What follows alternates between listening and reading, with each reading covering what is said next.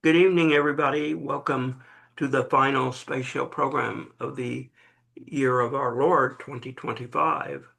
And wow, it just seems like to me I was starting the program the first of the year in January. So I think there is time travel, but not the way many of us want or would like to have time travel, because it probably seems to every one of you that time goes by so quickly. It's got to be time travel because if you experienced it year by year or month by month, it'd probably be pretty slow. Anyway, welcome. This is an open lines discussion. I did invite people from the general public, the general space public, to join us for the first time on a Zoom show, not through telephone lines, but through the actual Zoom meeting, like uh, Mr. Jossi and Mr. Martin and Mr. Hunt and Dr. Plata and Dr. Bell are doing with us. We'll see if any take up the mantle and want to come in and visit us. So anything is fair game, but I do have a couple lead-offs. So I'm still fundraising, everybody. I know you hate to hear that, but if you're looking for a 2025 tax deduction, you're running out of time because I either need to have the contribution, which would be electronic, by the end of tomorrow, or a letter postmarked by tomorrow to legally count it for 2025. Otherwise, your tax deduction would be for 2026. So that's really up to you. If you're from outside the country and you don't care about a U.S. tax deduction, then that doesn't matter. But what does matter is we need your support. We hope you will either renew or become a new supporter. And if you listen to us and if you like us, I really, maybe someone will call in and explain how people listen to the show, like the show, post on the blog, send me great emails, but they don't support us. I need to understand that. That's on my bucket list. So I'd love to have that explained to me. But we are a 501c3, and PayPal button on the right side of our homepage, thespaceshow.com, is the easiest way to support us. But Zelle is good if you have a United States bank. It uses the special email address of David at onegiantleapfoundation.org. The U.S. mail is fine, it's just slower. And for Substack listeners, and again, they're on archive because I don't think they're listening live on Substack, but you can subscribe and donate through Substack, or you can just visit our website and do it the other way that I just described. So I want to thank you for that. Sponsorships, for those of you who want to sponsor us, are $500 a year. And we aren't doing banners anymore because we're moving away from the website and going more to Substack. But if any of you notice, we have, after the summary on Substack, we have all of our sponsors and their logos, and then we have the schedule for the week. So we're promoting sponsors that way. Plus, I usually read something from the sponsors. Northrop Grumman, AIAA, Helix Space in Luxembourg, National Space Society, Celestis, Astrox, which is Dr. Kathari, Dr. Ben Roya, Atlantis Project, which is Phil, and I don't see him with us tonight, Artless Entertainment Filmmaking out of Los Angeles, and John Jossi, who with us has the terrific Space Settlement Progress blog, and is our go-to guy on space settlement. So if you want to talk about fundraising, I'm all for it. I'm open to your ideas to improve it. And if you're a listener that is coming in and you want to make a comment about it one way or the other, you're welcome to do so. I was on Tom Olson's program last night, The Unknown Quantity. So he runs it quite a bit differently than the space show. So I was supposed to log on and be on the program. So I do that, and then I go. They don't have a green room like cable TV has, where guests are held up with drinks and snacks and coffee and made comfortable until they're ready to mic them up and bring them out onto the screen.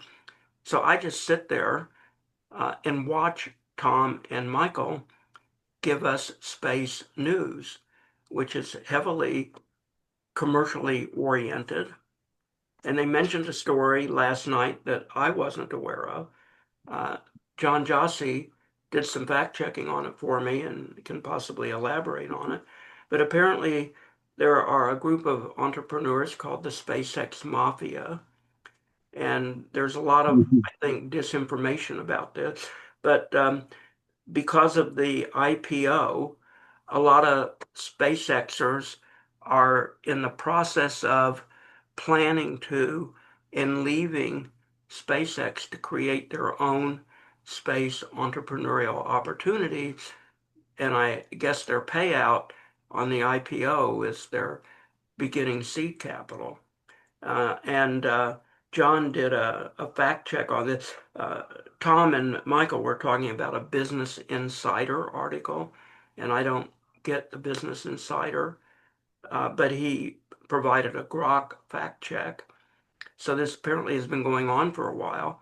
I don't know if it's a substantial departure and if it includes key people from SpaceX. I don't know why they call it the mafia because it's out in the public, so it's probably not being trying to, great grammar there. It's not being hidden from Musk, or at least I doubt if it's in the press like this.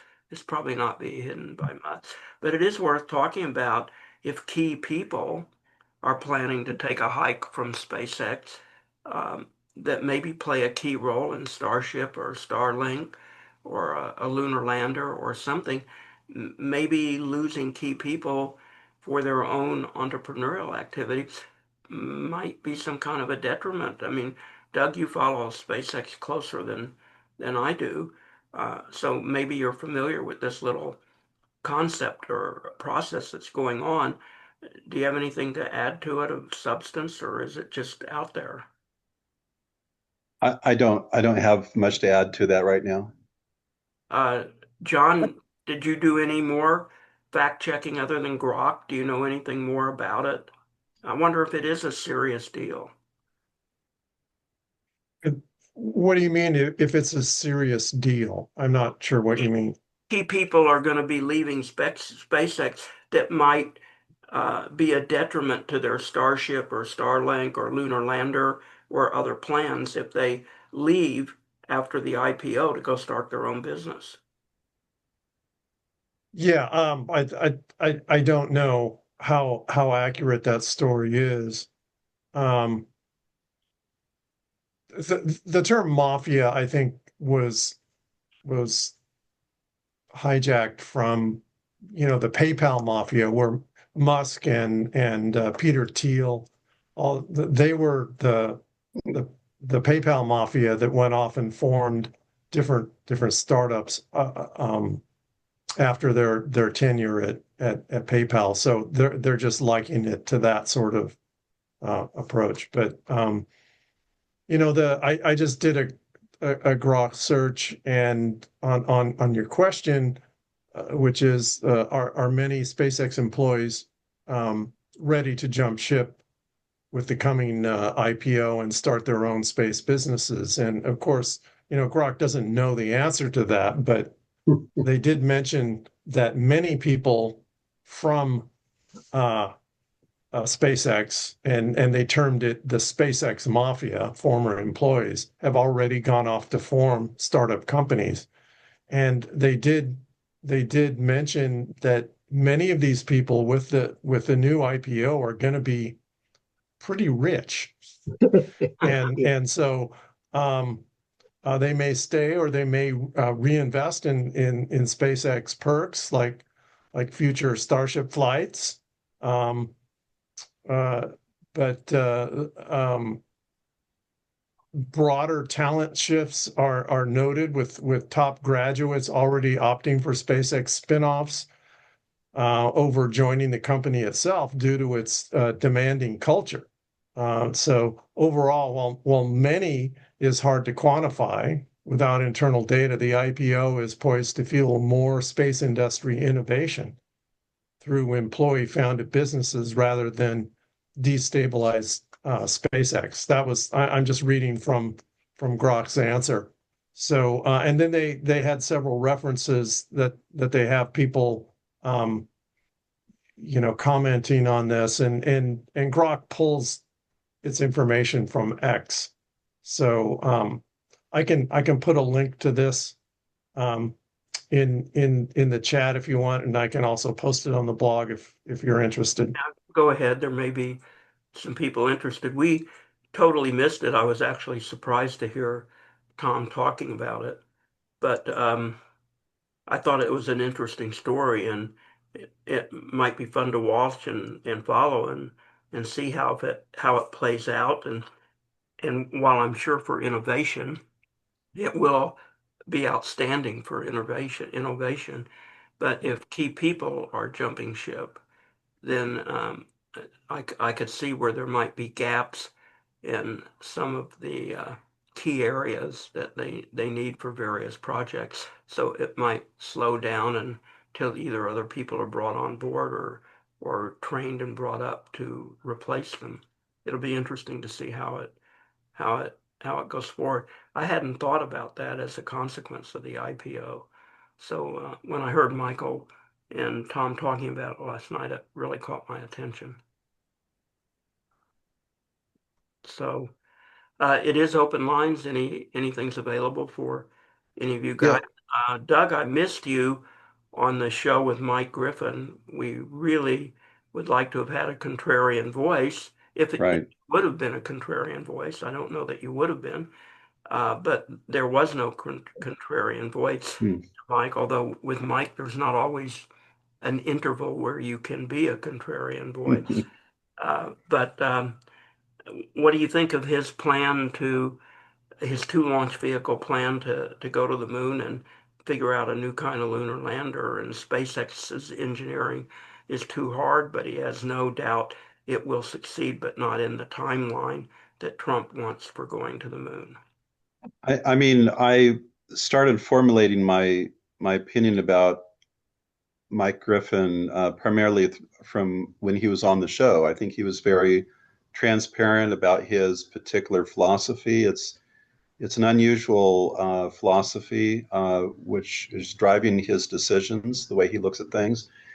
Basically, he draws sort of a bright line between government and private entities, and he really thinks that if it's serving the government function and the capability is present already in the market, then by all means the government should purchase those capabilities from the private markets. But if they don't exist, then the government should develop it on its by itself and not be trying to put money into private companies. That's his principled position.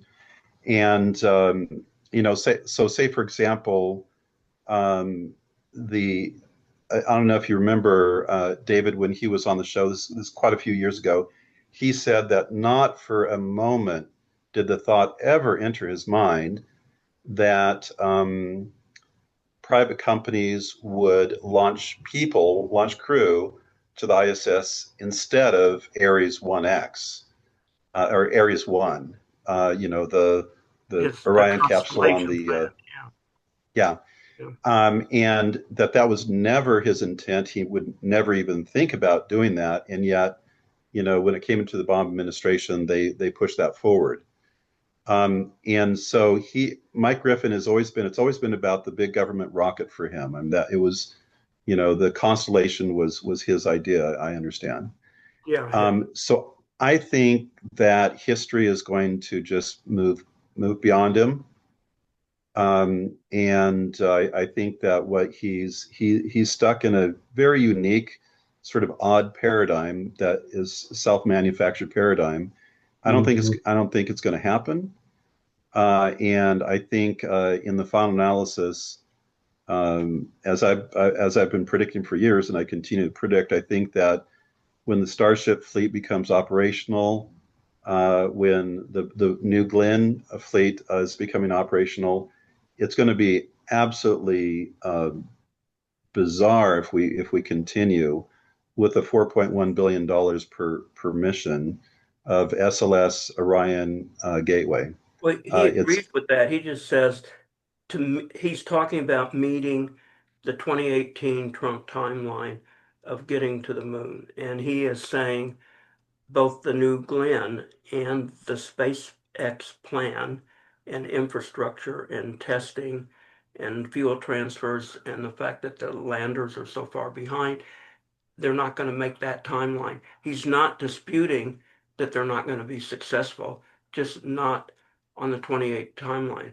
So if the goal is to get to the moon while Trump is still president and to beat China, you need another way to do it. And the only other way to do that is with existing architecture and rockets. And there's it's not much time to change the program of record to adopt that new way.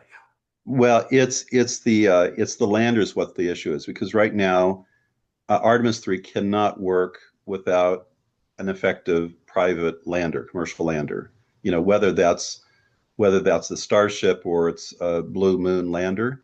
Uh-huh. And the only way you get the lander out to that distance is if you have performed propellant depot. So as the plan of record right now requires Starship to be able to succeed at depot and to land on the moon. And if it can do that, then in my opinion, you can launch on Falcon 9 Dragon. You can launch crew up to low Earth orbit. If you can refuel a Starship in low Earth orbit, which is a requirement for Artemis 3 anyhow, so that has to be done, then why not have a cislunar Starship and dock the Dragon capsule, transfer the crew. The Starship by that time has to have a functioning life support system because it needs that for the lander. And so, do you recall Musk said on X that he says, "Mark my words, Starship is going to do the entire lunar mission." Are you guys Yeah, aware of that? I'm aware of that. Okay. Absolutely aware about that. Yeah, I But think this is what he's talking about. to be I fair to mean, Mike, yeah, go ahead. once Starship can go from NRHO down to the lunar surface and back up, and it has to refuel to do that. Once it does that, and you can get crew safely up to low Earth orbit on Dragon, where does SLS and why is SLS and Orion so necessary at So that point in time?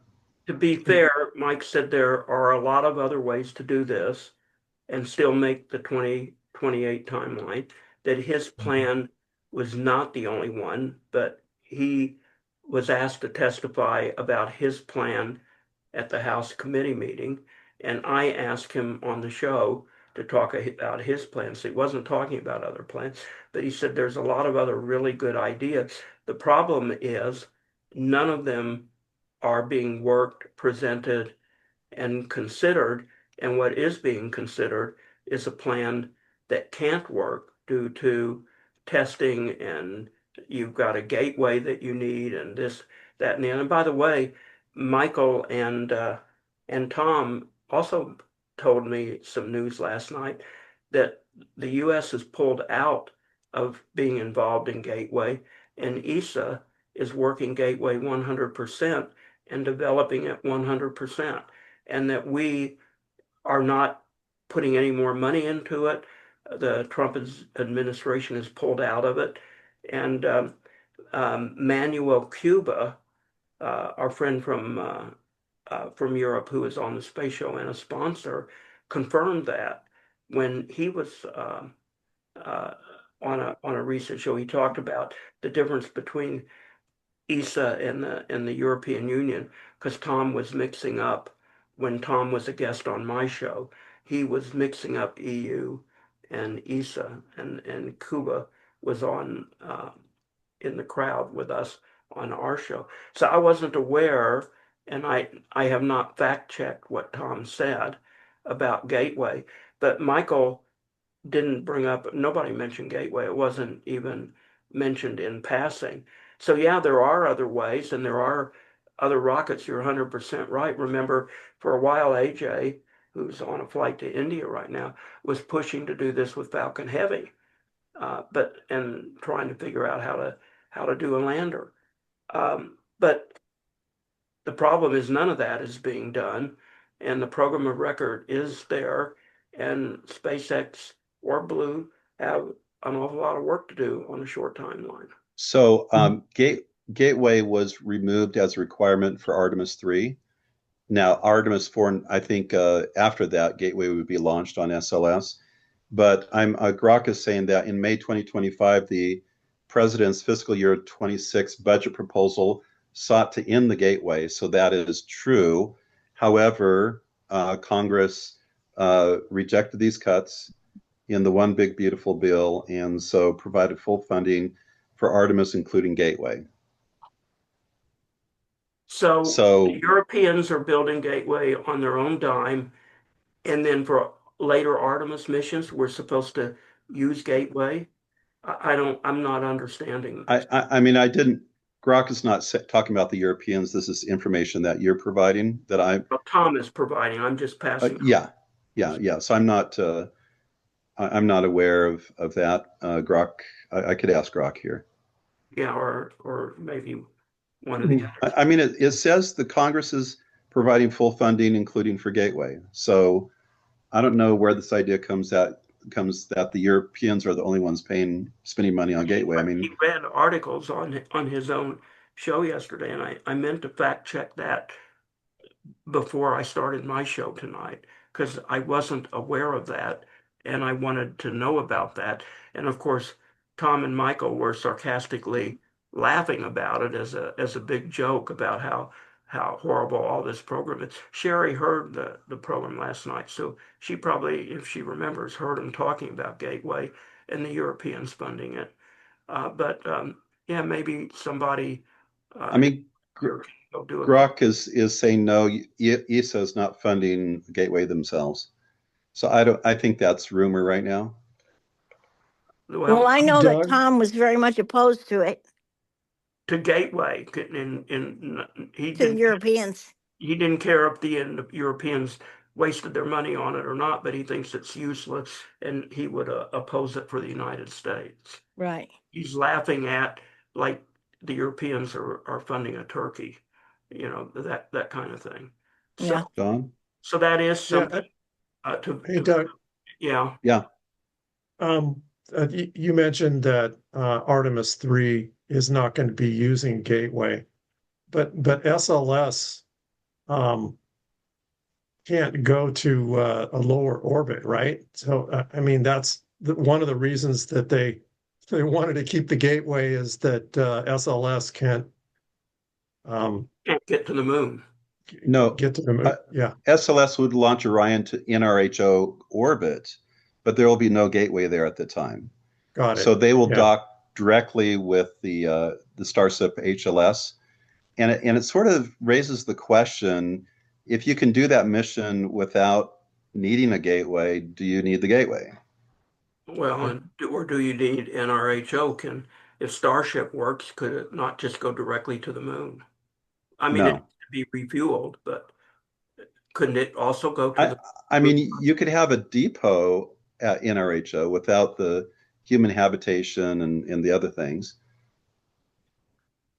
But I mean, honestly, I honestly question whether Gateway is necessary. I think somewhere in high orbit, you need to have docking between the vehicle coming from low Earth orbit, the cislunar vehicle, and the lander. They need to meet up somewhere.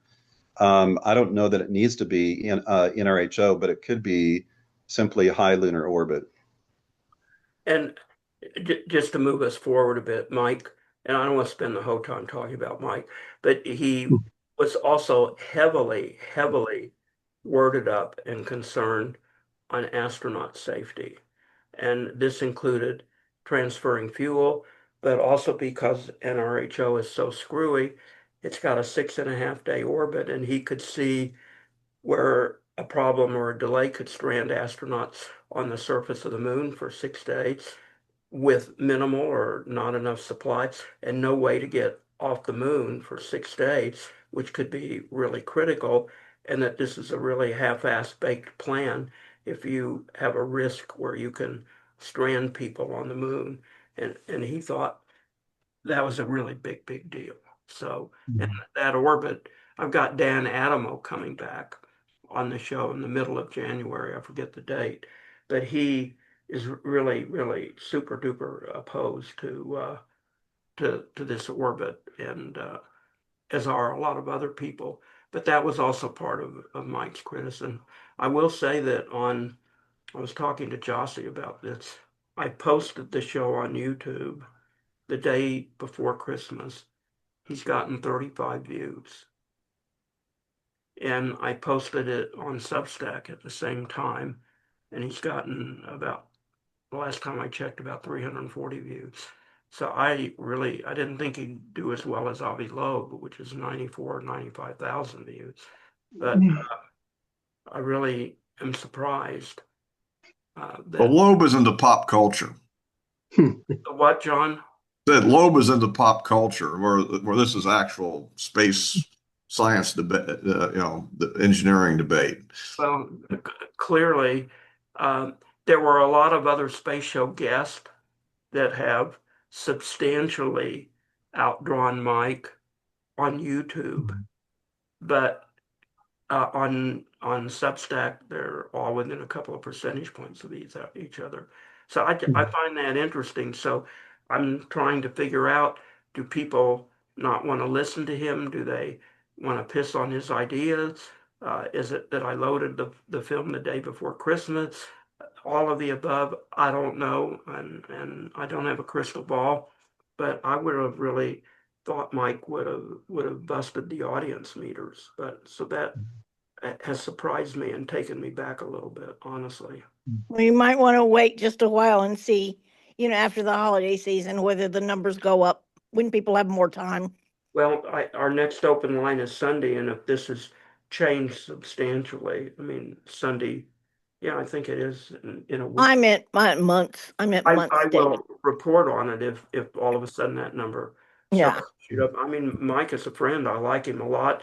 I think he's a smart dude, and I don't understand why people would not want to hear him. It's very practical. Maybe my title sucks, and I need to go in and edit the title and make it more like an Avi Loeb title or something. I don't know. But Hey, hey, David. Avi Loeb broke the bank on that one. Yeah. I think I think a big news story that happened in 2025 was New Glenn. I mean, they launched twice. They launched the first New Glenn, and then the second one they nailed it. They landed on their barge, That's a big on their story. ship, and I think it's for the longest time Blue Origin had this reputation of they're the slowpoke, they're the blue turtle or whatever, blue tortoise. And I think there's justification for that. But I think they were doing a lot of work behind the scenes. They're not like, SpaceX that just advertises everything that they do. Right. They hold back. And then lo and behold, they in two flights, they nail it. And suddenly I think the landscape looks different because now we have it's not a super heavy lift vehicle, but they're sort of, it's impressive, frankly, what they've done. How does it compare to what we have for SLS and Starship version 1, version 2? I mean, Well, we're about to have version 3 will be the right. next launch. So the current level of Starship, how does it compare? We don't actually know what payload. I mean, it's not proven what Starship version 2 is able to get to low Earth orbit because they're still in development. So they're having these, Starlink simulators that they dispense, which is way less than a total of 100 tons. But and again, same thing with New Glenn. It didn't launch the full. I think it's 70 tons is what they plan to be able to do. But they didn't. But to its credit, in my opinion, Blue Origin had an advertised architecture for its New Glenn rocket that they have had forever. And just recently, they've come out. They're gonna go ahead and stretch it, which is going to increase their payload, and they're plan on increasing the thrust of their engines. And so they're getting up into the sort of the low end of the super heavy lift vehicle category, I believe. And what is Mhm. SLS doing? What are its capabilities as configured? A minimum of 100 tons is what they're aiming for. And what's quite interesting is when you do the calculations, when you when you look at it at expendable mode, Elon says that it could get up to about 250 tons. And when I do the rocket equation calculations, it looks like that might be correct. Now, I don't know that you would ever really need 200 tons, 250 tons in a single launch. Do you really have some single payload that cannot be divided down to smaller pieces? So I sort of doubt that they will ever expend it, but it does show what the capabilities could be. Um, I got to say, I'm doing a lot of communication with other space advocates looking into this question. And it's a fascinating question, and that is if in November 2026, that's 11 months from now, um, SpaceX would like to be able to send cargo to Mars. And when you take a look at the flight rate, even if they increase their flight rate, and you look at the number of steps that they need to do between now and 11 months from now, I mean they're probably going to get something like about 7 launches between now and then, maybe five to 8 launches. It's really hard to conceive about how you could finish the development and launch some propellant in time to send five vehicles attempting cargo landings on Mars. It seems like it's almost a 0% probability. But what was fascinating is Elon did a all hands presentation after either the last launch or the launch before that, and in it he put up a table, black screen, and got the white table on there, and it showed that the initial cargo landings on Mars would be, I believe it was either 10 or 30 tons, which is really quite on the low end when you compare a minimum of 100 tons, what they're aiming at. And if you think out, why would they have it so low? And I think it's in order to reduce the number of refillings that they need to do. And when you do the rocket equation calculations, it appears to me that if you were to launch it and then use all of its propellant except for the landing, the header tanks, um, use all of the propellant, you can get the 10 tons of payload on Transmars injection. And so Elon has not said this, but it looks like the numbers are indicating that they may not have to have either propellant depot mastered or even conduct those tanker flights in order to send cargo one way to the Martian surface. That does bring up an interesting question, and that is we've seen the suborbital flight back to Earth. We haven't seen a full orbital, but once the Starship does the lunar landing and comes back up to lunar orbit, nobody says anything about where it goes. And my thought is if you're trying to make a complete loop system using Starship so that you can go to the moon and back, one of the key tests you have to do is have the lunar trajectory come in, do the braking in the atmosphere, and prove that your heat shields work for there. And then on top of that, you have how do you make the heat shields work for landing on Mars? Boy, there's some Yeah, major engineering. And I don't think SpaceX knows how to do it until they take the good old guess and shoot it once and see how to fix it. I totally agree with you, Marshall. Now, the delta V from low Earth orbit up to NRHO is about 3.7 kilometers per second. And then coming back, if you do propulsive reentry, it's going to be another 3.7. If you do aero braking, it's about 0.7 kilometers per second. And you can do tricky things of sort of skipping off the atmosphere, Mm-hmm. which which, or Orion did, and it didn't work out so well. But if you fully fuel a Starship, a cislunar Starship, going up to NRHO or EML-1, for example, it would have significant amount of propellant to propulsively slow its speed on the way back to Earth before it hits the atmosphere. Hmm. So there's some options there. And obviously, I'm not a rocket scientist, so I don't know. I don't know what SpaceX is thinking, but believe me, they are all over that issue. They know they're not going into this blind at all. I'd also point out it isn't going to be until they do the double catch that you have an intact Starship that you take down and you get to look at every single tile to figure out exactly, did it work perfectly? Does it need to be thicker? Does it need to be thinner? Et cetera, et cetera.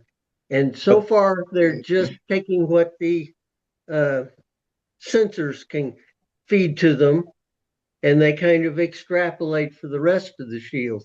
So that double catch is very, very important benchmark. yeah, but they have had 3 pinpoint upper stage landings in the ocean, as evidenced by the camera on the buoy is sitting right where it's supposed to be. Yeah. So I do believe now. I don't. I'd be very surprised if they're going to try to catch it on the next flight. I don't think that's smart because it is a very new rocket, the version 3. Yeah, well, version 3, I think they've already stated that they're going to land in the Indian Ocean. But they Okay. have been fuzzy about number 13, which I'm optimistic will be the big one. Yeah. Is there any other 2025 news or 2026 possible news that doesn't involve SpaceX? Relativity Space is a third launch provider that wants to launch their, I think it's, what is it? Terran R, late next year. And that's Eric Schmidt's new launch company. And he said he bought it because he wants to make data centers in space. So That should, John, is the Terran R, is it partially reusable or fully reusable? I believe it's fully. Hey, guys, I have two general audience people that I'm going to admit into the room. So one of them, maybe some of you know them, Benjamin Ayala and Twain Knight. So we can welcome our newcomers. Gentlemen who are just joining, welcome to the Space Show. So that would be Benjamin and Twain. I guess you're both Hey, there. Benjamin, Hey, how you guys doing? welcome. Welcome, And Twain, are you there? Tavin. Oh, Talon, yes. Sorry for my glasses, which are brand new. Good for that. Welcome to the program. Do you guys have anything you want to add to the discussion? No, I'm just like I'm really excited to learn about space and stuff, and like this is the first time I've really joined a Zoom meeting about this stuff, so I'm excited to learn.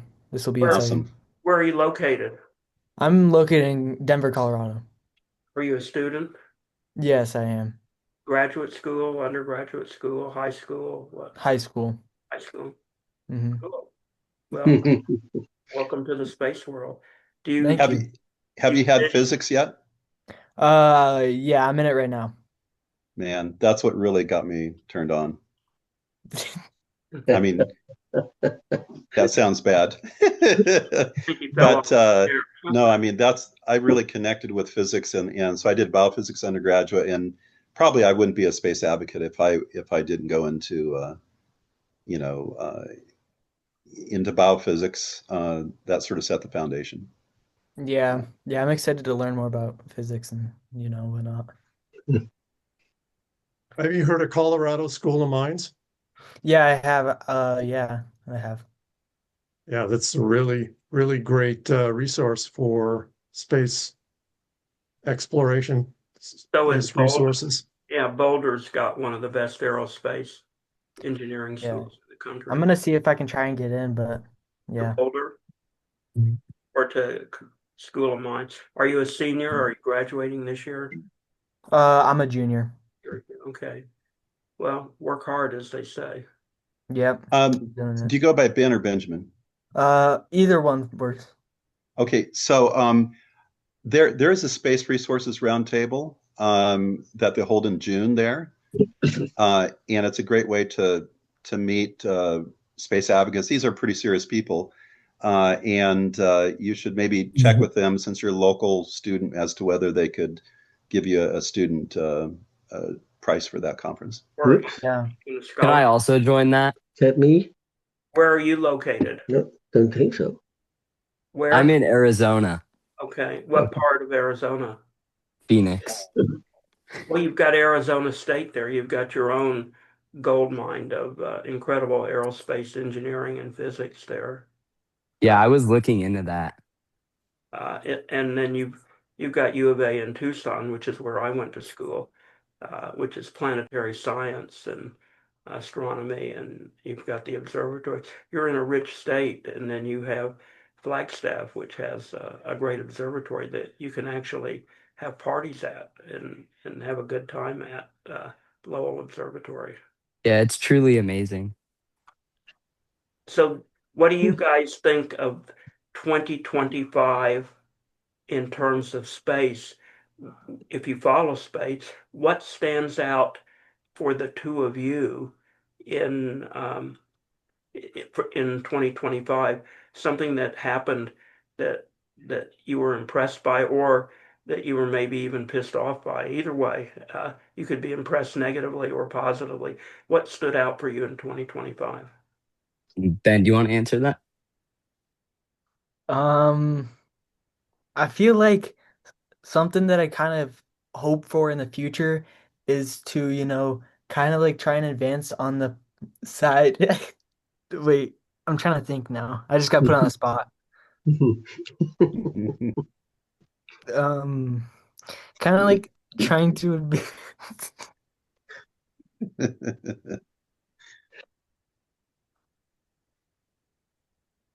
How do you do on your public presentations when you deliver a paper in class? Just pretend you're doing that.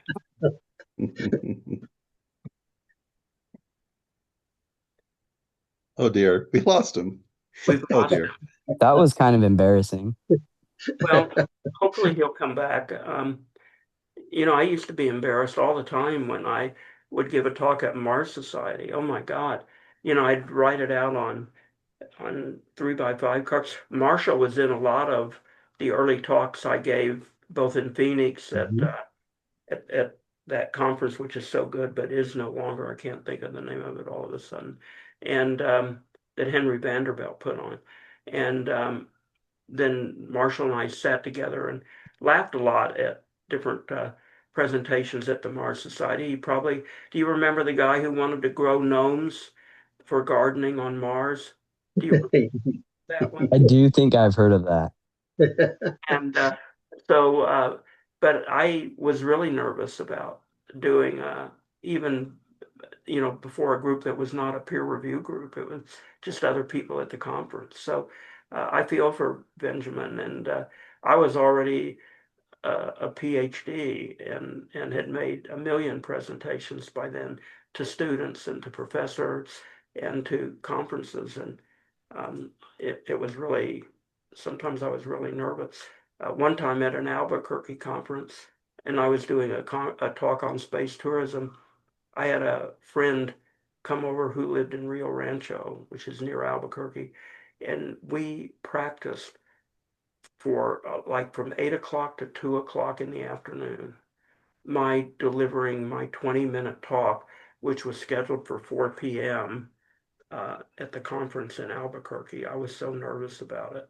And, looking back on it, maybe I practiced 10 minutes for it now, but um, anyway, what is your logo about? Um, I really just have it here. I don't know what it's about. Is it a bear or what is Yeah, I think it's a bear. Okay. I think Ben is joining back. Thank you for telling me. Uh, Yeah. yeah, I've got two people coming back. Maybe he's brought help with him. Hold on. Gary Barnard, we all know him, and Ben. Welcome back, Ben. Are you past the giggles? We want to hear from you. Hey guys, sorry I got disconnected earlier. My Wi-Fi just went out. Yeah, we know. Um, I don't remember what you were laughing about. Do you remember where we were? Ben, are you still with us? You asked him what was significant about last year. Yeah, what was significant about last year for both of you? Thank you, Sherry. Ben, can you hear me? I think he's frozen up. Yeah, I think so. He's probably got limited Wi-Fi. Uh, Gary might have an opinion. Gary, welcome to the show. I It's can see him moving around. He's got to be joking with us. maybe it's maybe He's smiling. high school. You caught him, Gary. He's gone. It helps, I guess, if you unmute. We've Uh, both Actually, in spoke. terms of opportunities before us, I think we exist in a moment of time where it's abundantly clear that NASA does not have a plan in place that results in sustainable infrastructure that leads to a permanent presence, and it needs help to fix Here, that. here. And Well said. to the extent that we can lend our efforts to better articulating what are the driving requirements from a science standpoint, from a systems engineering standpoint, and from an architectural design standpoint, I believe that we can bias things to a better outcome. And what I mean by that, by a driving requirement, I have, I think, a useful example in those regards. In the development of the systems requirements for what's become the International Space Station, one of the first things that we had to cope with was trying to understand what the space station remote manipulator system, the large, 7 DOF arm, would need to be. And there was actually a great deal of controversy about what that was. And it seems that the systems engineer that had the responsibility for the advanced automation and robotics requirements for the systems engineering integration contractor decided to stake out the position that the SSRMS had to be able to berth a fully loaded, fully crewed space shuttle. The notion being that if it could do that, it would be able to do anything we would ask of it throughout the assembly sequence, operations, and maintenance of the station. It turned out that was highly controversial because it ended up putting driving requirements on all of the larger elements and distributed systems on the station. It resulted in a two-fault tolerant fail-safe architecture for the ARM and its control systems. And it, took things where we had never really gone before, at least in space, with respect to the design of robotic systems, because virtually all of such systems assume the presence of an infinitely massive base, which we absolutely did not have. So that's an example of a driving requirement.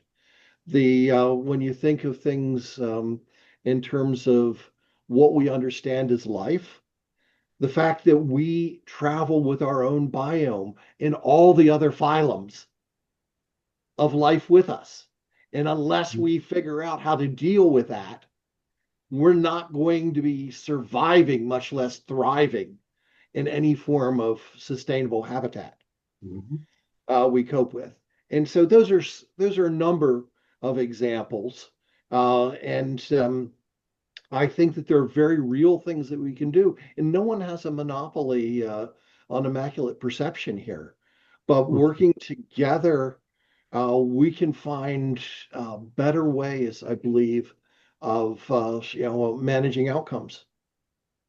Well, by working together, how do you get this collective feedback into the hands of NASA so they do something? If that's What if that's important. Okay, so what I have actually, strangely enough, it seems that Courtney's dad is mixed up in an activity, associated with, trying to go through and be a part of that. We have, from the standpoint of the National Space Society, and and ISTC, the Moon Village Association, and the its architecture working group, the XISP Inc. Mission Development Consortium, the Space Development Foundations, activities. And the idea, and there's been a series of different things associated with the IAF and IAC.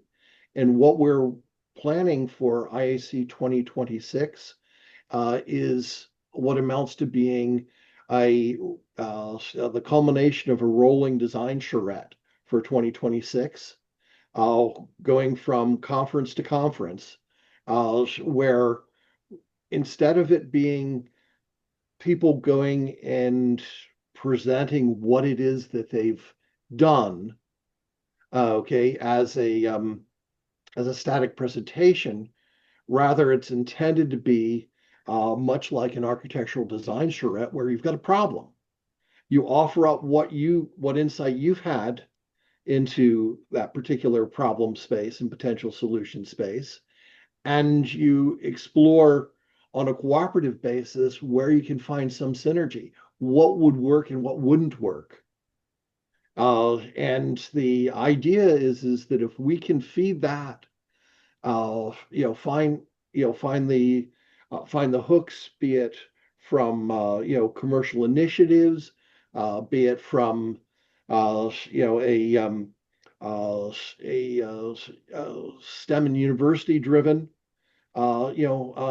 inputs, going through and leveraging potential international partners with respect to this.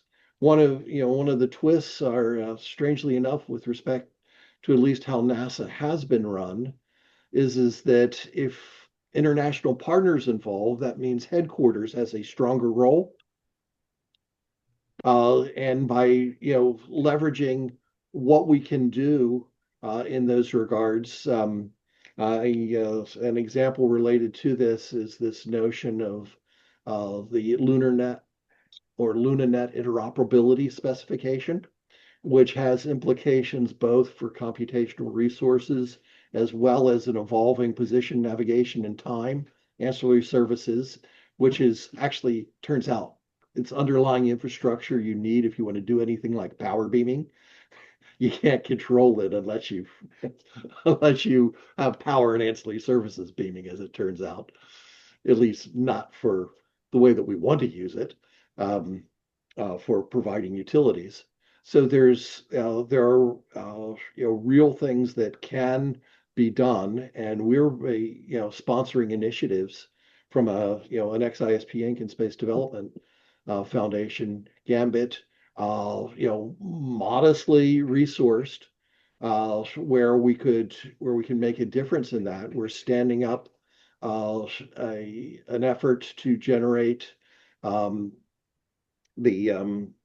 compliant, interoperability spec compliant internet, interplanetary internet nodes on everything from a Raspberry Pi, level, computer. I'll grant you it's a $400 Raspberry Pi, okay, to a serious server iron. as for use both as a test bed for off-world activities, but it turns out if you want to implement a web of trust, you can use the same delay and disturbance tolerant network, protocols and approaches and do real things that could be valuable terrestrially. We've got another thing going on with spaceware, where a novel approach to dealing with micro and partial gravity adaptation that can make a tremendous difference in the human performance profile. That we've stood up another mission on that with a cooperative group of both veterinarians and medical doctors, as well as technologists. Basically, there's real things that you can do that we can do that can manifest actual implementations of technology without a great deal of cost. And if you're talking about trying to do something and one person's just talking and showing pretty pictures and the other can bring it up on stage and say, here's here's what we've done, here's the data, and this is what works and this is what we know doesn't. Hey, What's Gary, gonna Yeah. Gary, I wanted to ask you this design charrette. I wasn't familiar with the concept of charrette, so I grokked it. And this is a French term, means cart or chariot. I think that's where the word chariot comes from, or charrette comes from chariot. And so, yeah, it's sort of like, hey, it's an intensive workshop. Let's all get together, the stakeholders, and let's go ahead and try to develop something in a short period of time, intensive, and then interesting to have the rolling where you send that product to the next conference and other people get to work on it. Is the goal to have a specific architectural recommendation for the policymakers in DC? The goal is to actually not have to have it be prescriptive, but have a clear articulation of the driving requirements. Okay, right. Basically, as one of our colleagues posted today on LinkedIn, reinforcing the argument that you know, it's important to channel Lewis Carroll and the Cheshire Cat's advice. If you have a clue of where you're trying to get to, it's a whole hell of a lot easier to get there. Right. So Gary, as I would look at that issue, I'm not sure what I'm going to share with you would really qualify as a driving requirement, or maybe it is. You can tell me, but it seems to me as though SpaceX with Starship, presuming that development is going to continue and succeed. And I think for propellant depot, I've little doubt that with time that is going to be mastered, because in my opinion, it's not actually that difficult from a docking or transfer. I mean, a lot of this stuff has already been done either in orbit or in the lab. I think zero boil off has been demonstrated by Blue Origin and ULA and other, I think even NASA. So nonetheless, it seems to me as though they're on the path to a heavy lift vehicle, not just a heavy lift vehicle. They have a Starship factory, and I have seen nose cones. They're simultaneously working on 12 Starships as we speak right now, in different stages. So, is this a driving requirement to plan to take full advantage of the heavy lift fleets? In other words, I believe that we have to, okay, in order to make sustainable infrastructure real. And it is not, I'm an absolute fan of Gwen and company, at SpaceX in terms of, getting things off the dime. But they're not the only ones, okay, that are doing real things, and we need to understand what matters. The example that you offered up with respect to what amounts to being fuel depots. The general problem there is actually working your way around the phase diagram of H2O. Uh, that turns out there are propulsion solutions that work, dealing with everything from ice to liquids to gas to plasma, in H2O. And depending upon what it is that you're trying to do with it, there'll be, there are advantages, to different approaches and to each of the different states, and they'll that's something we learn to end up orchestrating. What will There's a hell of a difference between going through and building a rocket that doesn't blow up and that you can refuel to one that actually provides a sustainable atmosphere and life support for a reasonable period of time and can deal with the different flight regimes that it's going to take. It's a challenge. Yeah, oh no doubt about it. Now, Um, my understanding is there's two ways to skin the cat. One is the brute force way, and that is you send enough oxygen tanks, for example, and CO2 scrubbers, and you're not doing really regenerative life support, certainly not ecological. But and in fact, FISO, Future in Space Operations presentation, mhm. looked at regenerative versus just sort of brute force provide enough life support, and it was really for the mass of the equipment needed to do regenerative, it was really almost a wash in terms of the trade studies between those two forms of life support, and that's for Mars. For the Moon, I think you could. I mean, we did it in the Apollo program, where we just The, the trick sent enough oxygen. the trick is that there was so little margin there. Okay, what we've learned in terms of most ecosystems, there's a need for essentially a buffer, okay, which translates into a margin that enables the system to be self-stabilizing. If you're And there's a difference between you want to engineer systems that have multiple degrees of failure tolerance, have the wildest ass thing you can afford, and and can lift, okay, in your bag of tricks, sure, but when everything fails, you still don't want to be dead, okay. Obviously, yeah. David, I'm wondering, we're not really talking about the year 2025 or 2026, so I'm afraid Gary and I have maybe steered off the track here.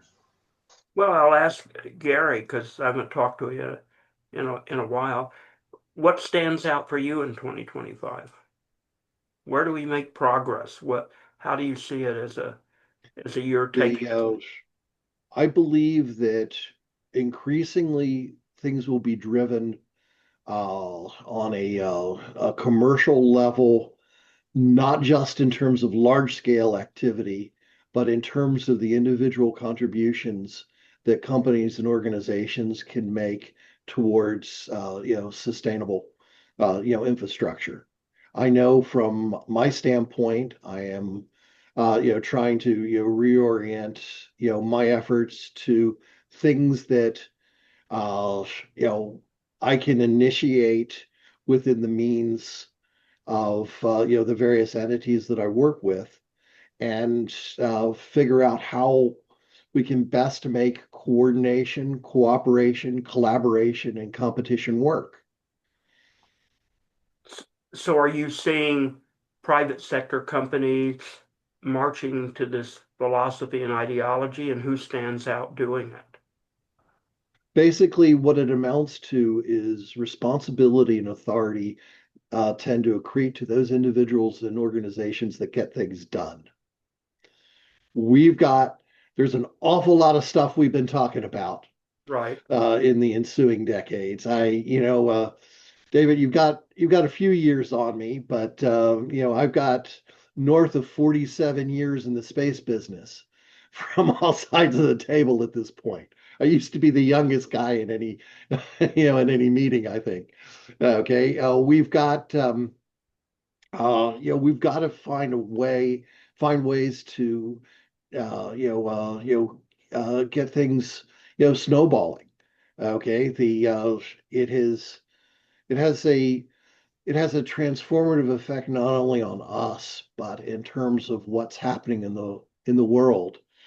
And uh, we've got to, I see it crawl out of, this rock of, arguing about shooting one another and be more embroiled in how it is that we're going to provide for the future that we want to see come to pass. Gary, we're a rhetoric-rich industry, and we have been and we still are, but that doesn't always translate to action and progress. But the rhetoric is rich and often Da- going. David, Yeah. David, times are changing because the circumstances are changing. We are getting cheap access to space, and whereas things were not possible in the past, I believe things will be possible in a way that they never were possible. So As a thought exercise, there is an interesting thing that has come to pass. The When we think about what launch cost means, it's useful to have some form of tangible metric that you can relate to. If you presume, for the sake of argument, that in the Apollo era, uh, the cost of a landed kilogram of mass in the moon was X. Okay, our friends and associates associated with SLS had made the arguably outrageous claim that they could bring it down by one order of magnitude. Okay, our friends and colleagues at SpaceX and Elon have shut his mouth off and said what he's going for is 4 to 5 orders of magnitude.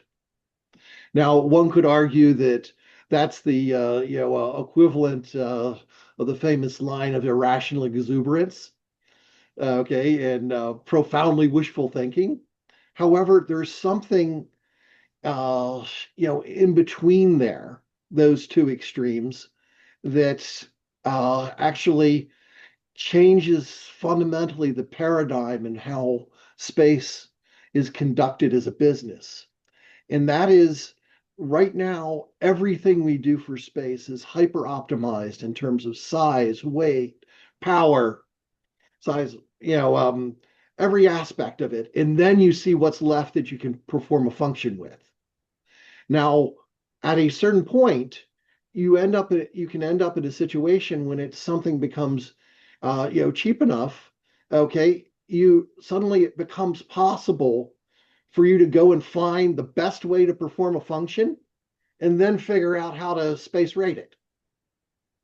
Uh, and to put this in perspective, okay, if you were to go through and achieve anything near a 4 to 5 order of magnitude reduction, it would be cheaper to have a landed kilogram of mass on the moon than it is to transport it from the continental United States to Alaska.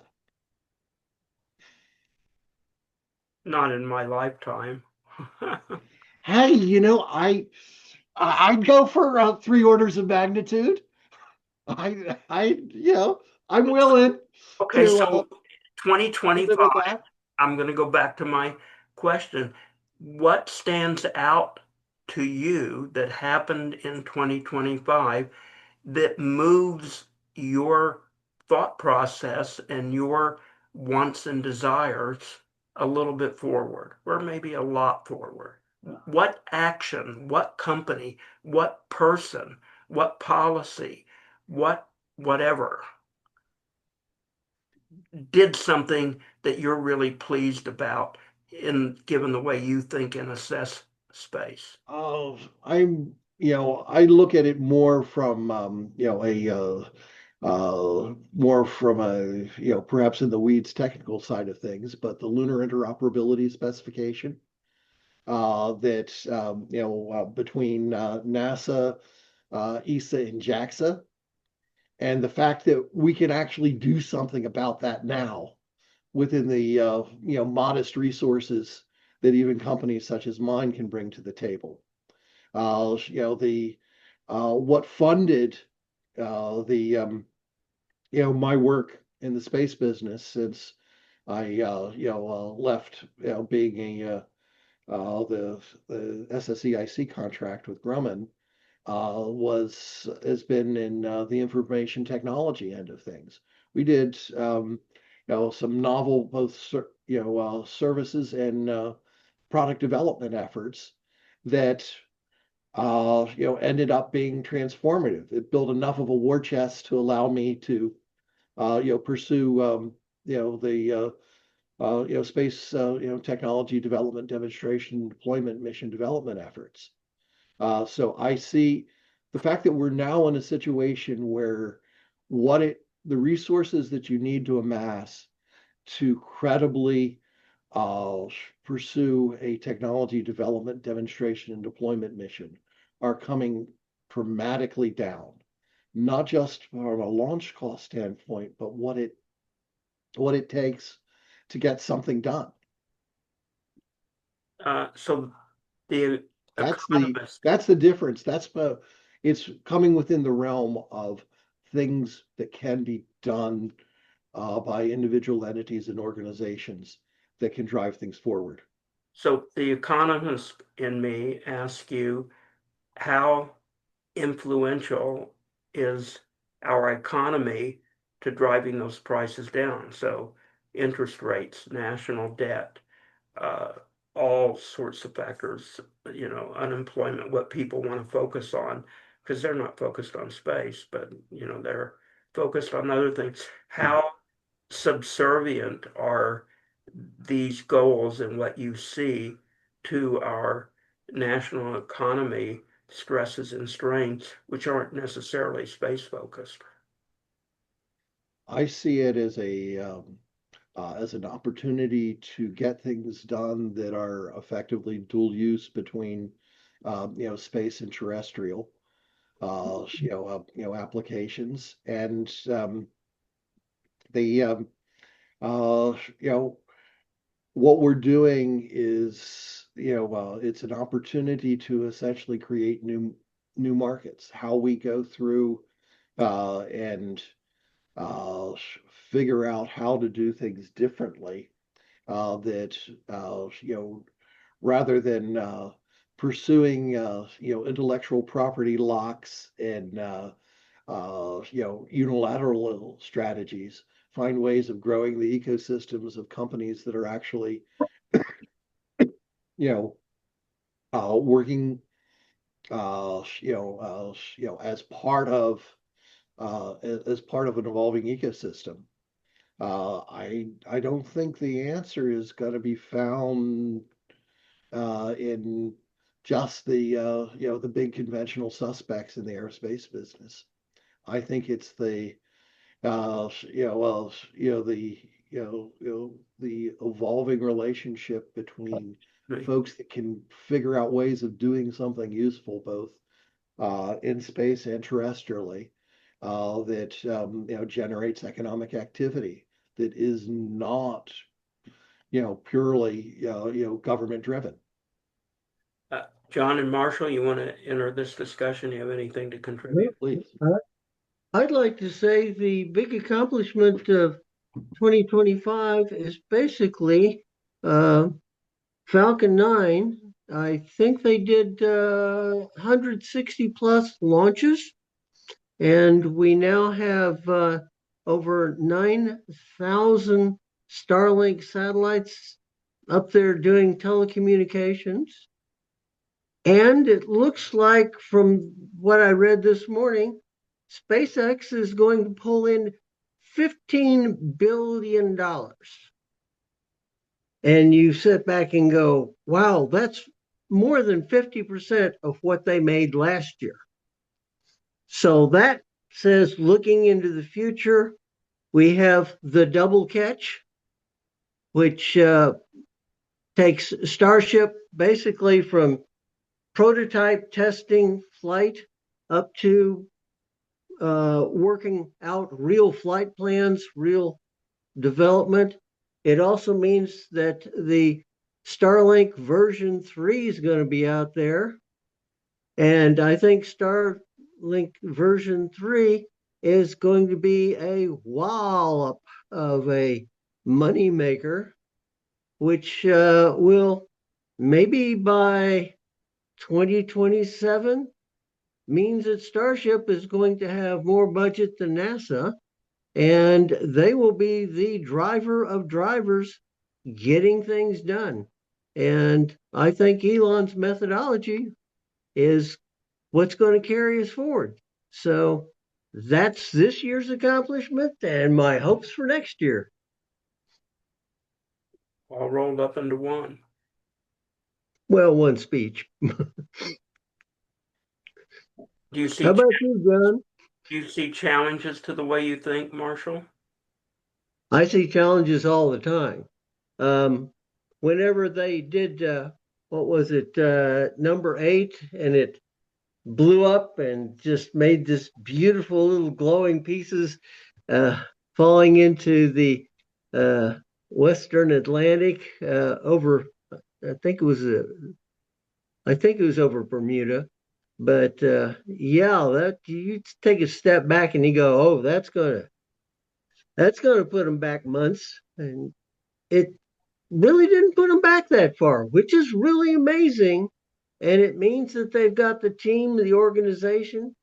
You watch how they're rebuilding the launch systems in Boca Chica, and they're building a new system at uh, Space Flight, Kennedy Space Flight Center in Florida. And you really see something moving ahead and getting things done. And that's what, in the long run, is going to drive down the cost per kilogram to space, which means every little company that can make a buck are going to be sitting there happily getting in line to try their idea at making money. Any Yeah. comments on that? John, Sherry, you're both real quiet. Well, I would say that I'm kind of impressed with this Blue Origin New Glenn rocket. I was looking up some of the specs on that. They were so quiet for so long. I almost discounted them, and now all of a sudden they coming on pretty strong. It looks to me like I'm Mhm. pretty, I'm particularly impressed with the fact that they're dealing with upper stages with hydrogen oxygen pellet, higher specific impulse, and I think that's an interesting development. We'll see how that turns out, but it's very interesting to me that they're doing that, and they seem to have a very successful recovery, like they said, their first stage. So that's they may do some interesting things. If this blue moon may be a real deal as well, huh? Well, that's kind of my thought on that subject. Otherwise, I say SpaceX is moving along at a pretty good clip, like he's saying, and they're a strong performer, obviously. Yeah. Can we move forward on space settlement and living in space, or are we held up by a lack of policy, maybe by lack of health considerations like a gravity prescription, or Yeah. maybe by development of bigger rockets and modules and human spaceflight, uh, safe oriented flight hardware. Whereas, I'm sorry, John Jossie's not with us, but Yeah. it seems to me we do a lot of programming on settlement, and people push for it and they want it and they want to do it. Talk about sustainability.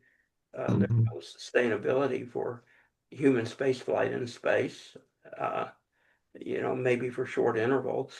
When are we going to see that advance to substance? I guess that's what I would say, because I think it's still lacking substance. It's not lacking interest. It's not lacking motivation from people that want to do it. It does lack money, and so I think it's still coming up on the short side, despite Yeah. everyone wants. It's kind of like nuclear power for space Mhm. propulsion. People want it, but where is it? Well, So settlement will part have of to that wait a thrust. while. I think you first have to have bases, don't you? You need to have just to have humans in space for lengthy periods of time, like on the moon or something of that sort, or in a station. But you would But think it would be a driver to get humans and stuff in space, but it's not a driver. mm, Nobody's busting their ass to do it because there's all these people ready to go. I mean, so I don't know. It just seems to me like almost nuclear. I know there's work going on nuclear, but uh, a lot of mhm. this is just kind of hangs in limbo, and we talk a lot about it, and we have a lot of superstars that push for it, and we don't see it. And But I think we need more experience of people living long terms in space. Like if you had a moon base and had ongoing operations there, I mean, we don't even have settlement in Antarctica, really, right? So I mean, I think that well, that's I because don't know that that government seems to be off a control. ways. If you, oh, What? I bet if you opened Antarctica up to the private sector somehow, and you let private sector bring people down there, I Hmm. think you have a totally different situation. But Antarctica is mostly controlled by government. Yeah, because of the international agreements, yeah. Right. But So you gotta, hopefully that doesn't happen with space. I know there's people that would like to keep all of us out of space. I'm fully aware that there are these movements out there. I'm not blind to them. mhm. I just think that we're an industry rich in rhetoric and sometimes a little shy in results or slow in results. I, Yeah. You also have the gravity prescription issue, and we have very little experience with that either, other than we know, basically zero G microgravity, and we know Earth. We don't know what really happens at like Mars gravity. I mean, will that have major health problems at that level, or is it you have to be very close to 1 G in order to actually not have those problems? I go by Jim Logan's comments. I still think there's meat to him, and that is you'll know when NASA's serious about moving humans beyond Leo when they solve the gravity prescription. Otherwise, they're not serious about it. And Jim said that 20 plus years ago, and he still adheres to it. And I look around and I put my business glasses on and stuff like that, and I think he's damn right. And I don't know how to move beyond rhetoric. I really don't. I mean, I know some things Mhm. take a lot of money to try to produce, but for drivers for demand, uh, it's like we're waiting for someone else to do something that gives us a reason to do what we want to do. And I don't know, maybe that's the way it has to be, but I'm something tells me that's not the way it has to be. I don't know. I'm thinking Well, you have to have somebody wanting to do it. I mean, that Well, you has the got money. people that want to do it, and I think you got people probably with money that would want to do it, but you don't have any opportunities, and the infrastructure and the policies and the way companies are doing things to, you know, return interest to their shareholders and their markets and stuff like that are not they're not developing to fulfill these kinds of missions or roles or kinds of developments. Probably because there's not a big market for them. They assess or I don't know the reason why, but I just think we're rhetoric rich and we don't always move on the rhetoric, and we're not really pursuing how to do a lot of what we talk about and think is possible and what we want to do, and we're trying to pursue other stuff, and maybe that other stuff comes first. Um, I don't know, but I'm just thinking out loud. Well, I still think that the next stage on in that direction would be to develop a enduring moon base that's continuously inhabited, but initially, obviously, with rotating crews, and then we'd get some more experience with the kind of thing that'd be involved before you ever would go to permanent settlement, I would think. Yeah, but if you develop that as a government rotating moon base, I think your opportunity for the kind of settlement I'm thinking about is going to be really limited. And so, will it develop off of a government moon base? I hope it does. I think it probably just will, but be a lot slower. Yeah. It would be slow. You'd have to develop the data to see if it's really sustainable. I think that's the issue. I mean, and then of course you have SpaceX, of course, who's presumably going to colonize Mars. So, and that would be presumably privately funded. So And if I that, think I'll step up if that's okay, John. And I Mhm. think that's the way it should go. And I think that's the way it is going to go. I think that the days of the government being the leader are gone. Mhm. They're just behind. I think private enterprise is the way to go. Also, they're willing to take more risk. Mhm. They're just a variety of reasons. I just think the government probably should be doing something different and not this. Could I ask Sherry a really interesting question that came up between me and my wife? And that is the people that go to space, the International Space Station, their time is scheduled. They work like a colony of bees. Right. What happens when you start moving in couples and not worker bees? And the couples plan to actually be there a long time. How much psychological change do you think there's going to be when we really start talking families in space? I say this is the people who are going to go will already know that that's what they're going to that's what they're going to do. They won't be the astronauts. They won't be the worker bees. They'll be just ordinary people, pretty much the same as the people who came from Europe and colonized America. People looking for another opportunity, people looking to, especially young people. Oh, I want to get out of this mold. I don't like it here. So you'll have young couples immigrating, Mm-hmm. with hopes of a better life for their children. Yeah. Well, I it kind don't, of yeah, falls in the old manifest destiny right. concept of we're just going to go out to the new frontier and we're Yeah, I going to think, go and make it. yeah, I mean, and we're going to lose some people. People are going to die, but people need to know that in advance, And I think Mhm. the kind of people will have the same spirit of the people who populated this country. Certainly, maybe not the ones on the eastern seaboard, but those too. But especially the ones who went all the way west in wagon trains through Indians and unknown territory. And we have that, and it's not too long ago in our genetic uh uh past, Yeah, well, or in our cultural yeah, past. I'll put it that way, in our cultural past. yeah. I would say that my family history did the thing from moving to Ohio, actually moved all the way to Valentine's, Nebraska, and then got chased out by the Sioux and ended Yes, up in southern Missouri. So, right. uh, yeah, my family's got a lot of those in it. It's probably the reason I have such an abrasive personality. No, it's a good thing to have, it's a good thing to have. And I mean, so we're talking, so it also, what's going on now, it's government. And these are government employees, and they're Mhm. exposed to or government scrutiny and public scrutiny. Whereas when it Mhm. goes private, those things won't apply. Then Yeah. I think does that answer your question? Uh, yes, it was a wonderful conversation. I think Yeah. David's turn to talk, right? Oh, it's David want to talk. Okay.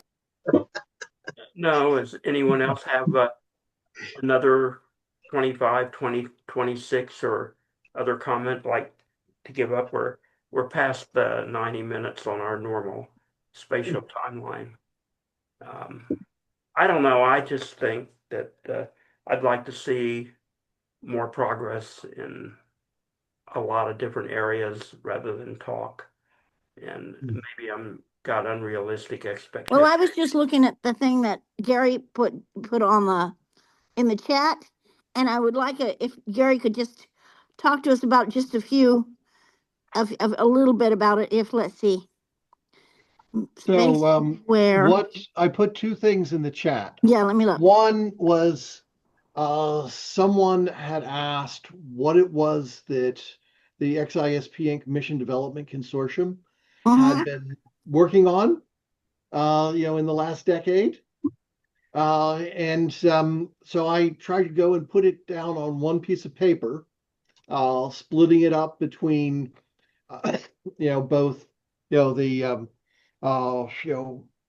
problem space and the solution spaces, and also the in a very real sense, whether or not it is worrying about the theoretical framework, which I view as more akin to the copyleft process, essentially public intellectual property, the systems engineering, which is more akin to the copyright process, where there's some rights reserved intellectual property, and then the applications integration, which is more akin to the patent and trade secret processes where all rights are reserved IP.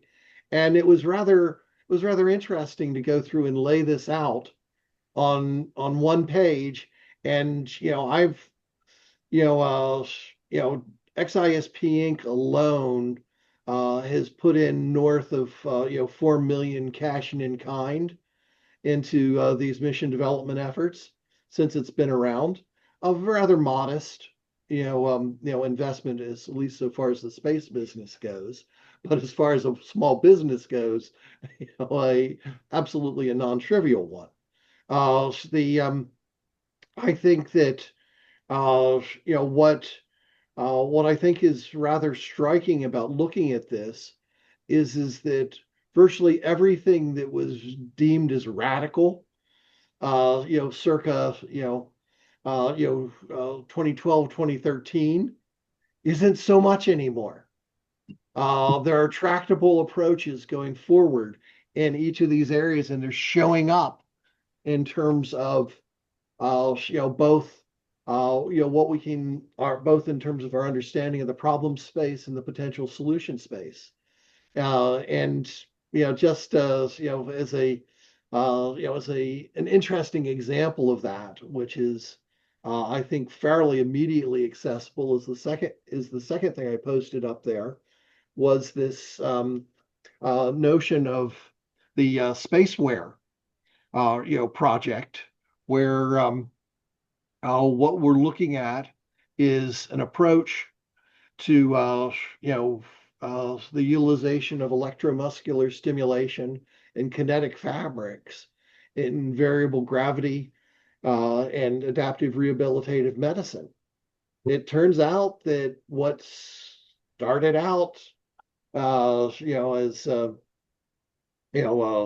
as a history of working with single muscle groups and medical applications, has grown up, and that there's both anecdotal evidence and initial clinical trials where you can get the equivalent of up to a 4-hour workout in 20 minutes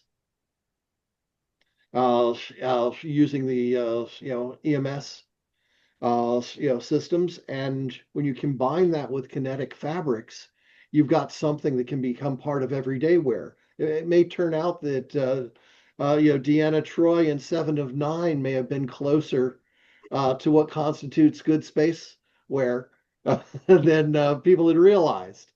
But if you look at this stuff, it is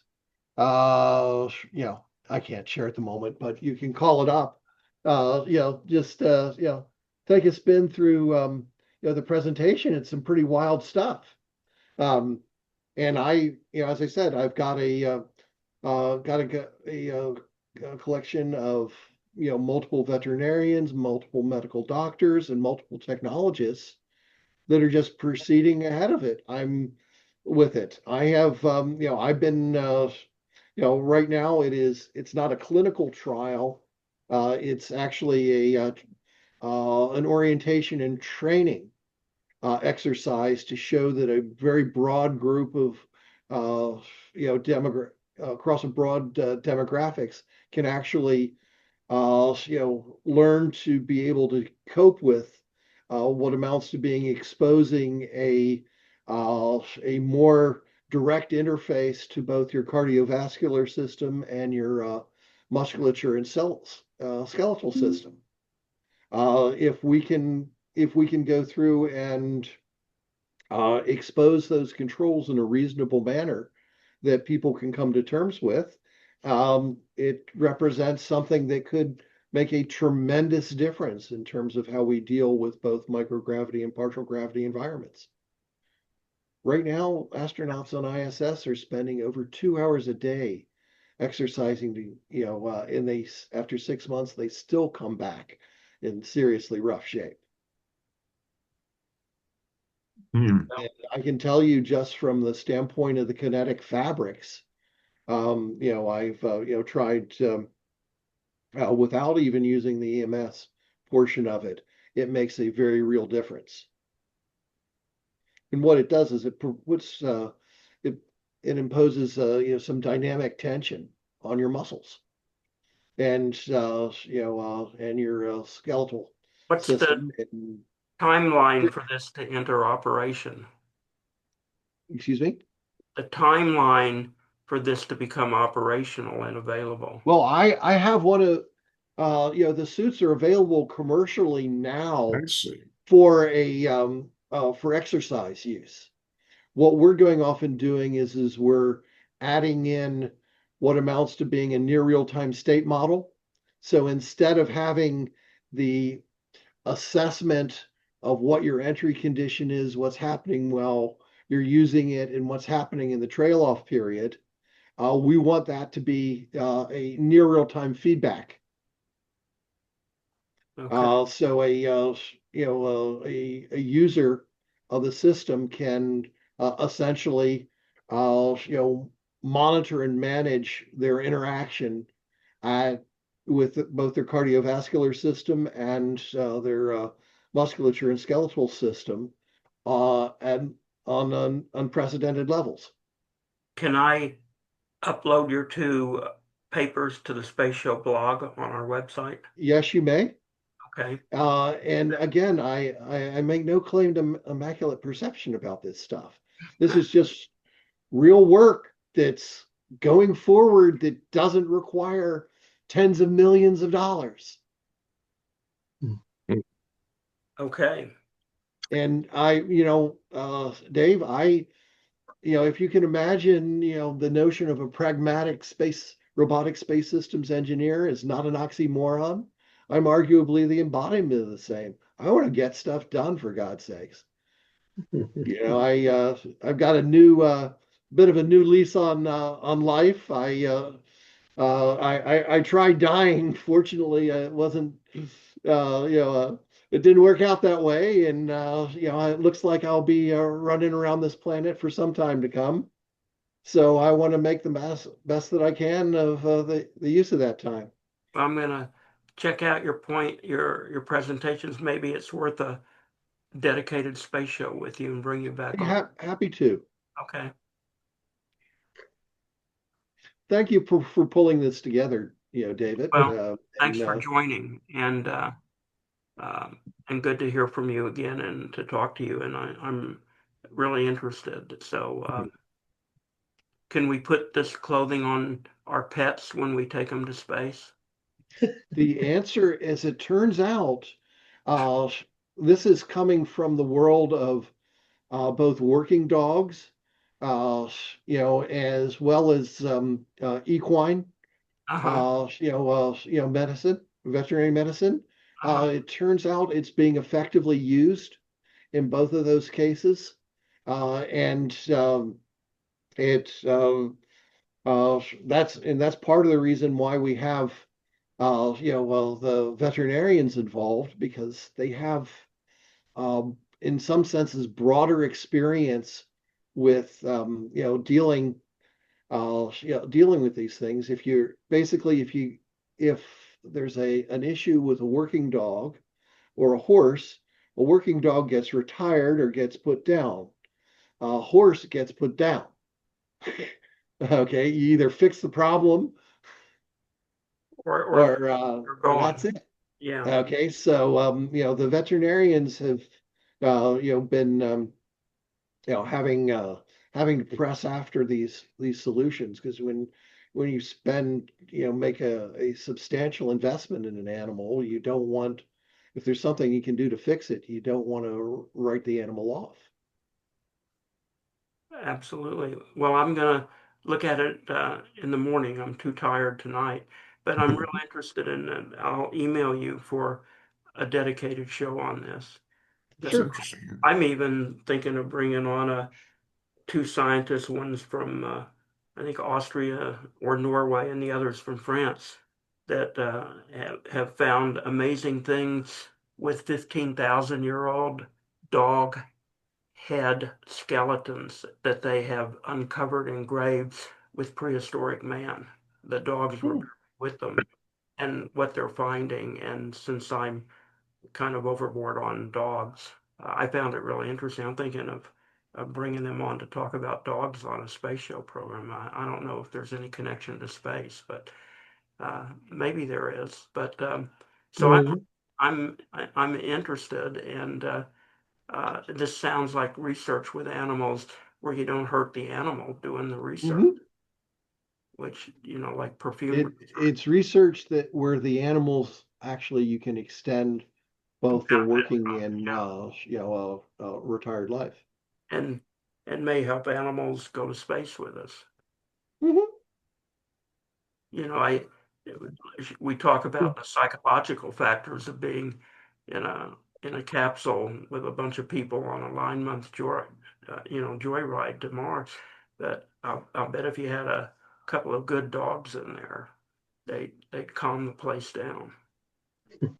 I'm just thinking dogs, maybe cats too, do a lot for uh, keeping people calm. That's why they have Hmm. fake service dogs trying to get on airplanes and things, and people bringing them into restaurants. But so I think they play an important role, and they can probably play an important role in space. Yeah, my youngest daughter, does a lot with multiple three and four letter agencies with respect to working dogs, and also started up a nonprofit called Starfleet Service Dogs, which took large animal canine, large um, large canines that were in shelters as rescues, and take took them and trained them, and made them available to folks that needed a service dog. Great. And made it possible for them to have that be made real in those regards. So, it was an interesting master's thesis project that turned into something that was real, and it's quite extraordinary. She they've think it's over 160 large canines Hmm. that they rescued and have trained over the history of the organization. And the a lot of these dogs are better behaved than many humans. I can imagine. I think my dog is better behaved than many humans. So All that's right, gang. a show for another It's been time. nice chatting with you all. Right. And Happy New And Year to you, Gary, hap- and stay well. And Marshall, the same to you, and John and Sherry. So this is it for 2025, and we come back with our friend from India.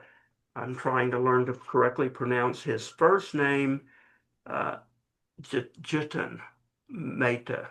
You don't pronounce the A, as Dr. Kathari has been trying to teach me. So it should be an interesting program. And then Sunday, we're back to a regular open line show on everybody. So, Gary, let us know when you want to come back in on a Zoom call. Okay. Happy to have. cool. You can think of me in probably a February time frame, Okay. possibly sooner, but certainly if you have something that opens up in there, the key thing is just ping me, make sure it's on my radar screen. Okay. Okay. All right. Everybody, good night. Thank you for all of what you guys have done with the space show, and hopefully you continue to support us and keep looking up. Happy New Year. If you're going to party, party hard, but stay safe. And enjoy the start of the new year. And time does travel fast. I think there really is time travel. So it really just seems like we started this year just 5 minutes ago sometimes. So uh, until a week, until Friday, I guess. So once again, good night and goodbye from the space show. Take care all. Bye-bye, everybody. Yeah. Hold on, I'm still active.